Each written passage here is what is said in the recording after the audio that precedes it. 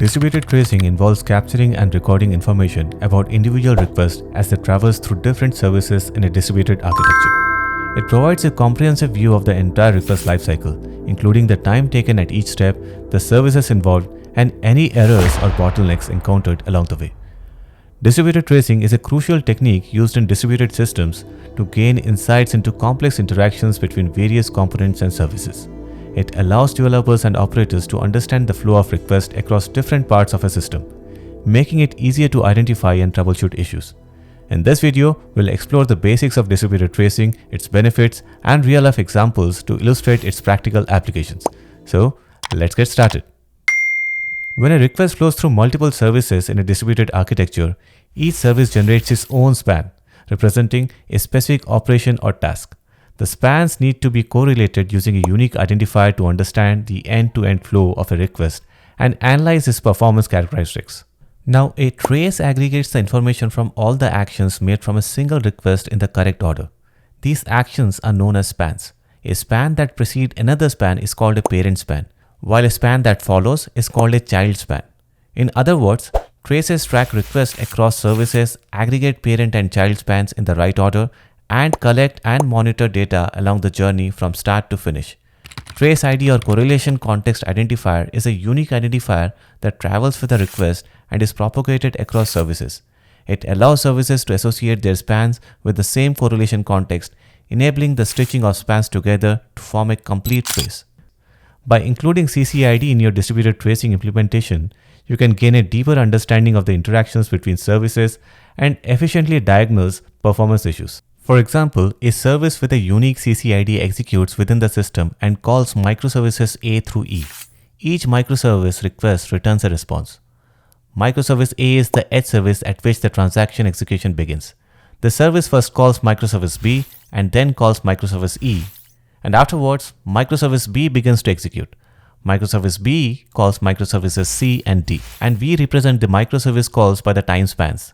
Each bar here in the image below is a span, and all of these spans together make up the full trace. Imagine a large e-commerce website that consists of multiple microservices, including a front-end, inventory service, payment service, and a shipping service. When a customer places an order, the request flows through those different services. Using distributed tracing, we can trace the order placement process and identify any performance bottlenecks or errors that may occur. For instance, if there is a delay in processing the payment or shipping, we can examine the trace to pinpoint the exact service responsible for the delay. And this information is invaluable for troubleshooting and optimizing the system's performance. One widely adopted distributed tracing framework is OpenTelemetry. OpenTelemetry provides a standardized way to instrument applications and collect trace data across various languages and platforms. It offers a vendor-neutral approach, enabling developers to integrate distributed tracing seamlessly into their applications and infrastructure. With OpenTelemetry, developers can capture and export trace data to observability tools for visualization, analysis, and troubleshooting. Now, distributed tracing also needs to be visualized so engineers can understand how their requests behaved and how services interact. The two main open source tools that enable this are Jaeger and Zipkin. Both Jaeger and Zipkin integrate with OpenTelemetry and can correlate data from span and provide web-based visualization.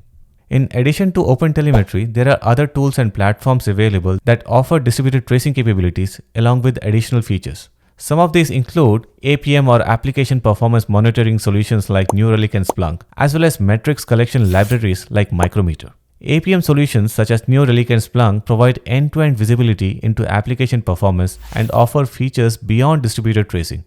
They collect data on metrics, errors, and logs, providing a comprehensive view of the system's health. These tools typically offer user-friendly interfaces and advanced analytics capabilities, making them suitable for monitoring and optimizing complex distributed systems. Micrometer, on the other hand, is a metrics collection library that focuses on gathering and exporting metrics data from applications.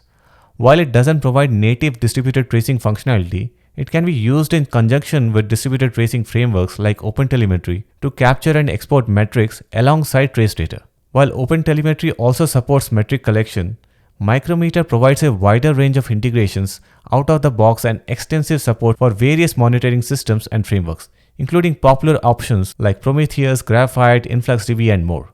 In addition, Micrometer offers advanced features for aggregating and analyzing metrics data. Overall, OpenTelemetry is used by a wide range of organizations and developers who require a standardized and vendor-neutral approach to instrumenting their application and collecting observability data. When you directly use a vendor-specific solution like New Relic APM for data collection, you are tightly coupled to that particular vendor. If you decide to switch to a different monitoring or observability tool, it might require significant changes to your instrumentation code or configurations.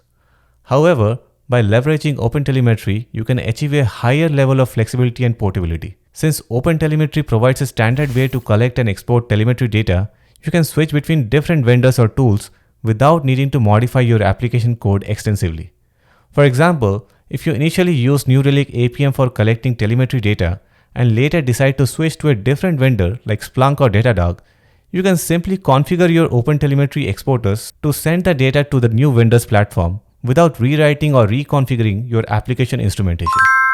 This flexibility gives you the freedom to choose the best monitoring and observability solution for your needs and easily adapt to changing requirements or preferences. Now, as far as logging is concerned, logs serve as a trail of breadcrumbs within our application, distinct from distributed tracing. They offer engineers valuable information regarding events within their services. By analyzing logs, engineers can promptly detect and comprehend errors that arise. However, in a distributed architecture, our code becomes distributed along with our logs. This is where logs and traces work together. While logs furnish insights into activities within individual services, distributed traces supply information about inter-service interactions, helping us put everything in context and enabling us to understand the bigger picture.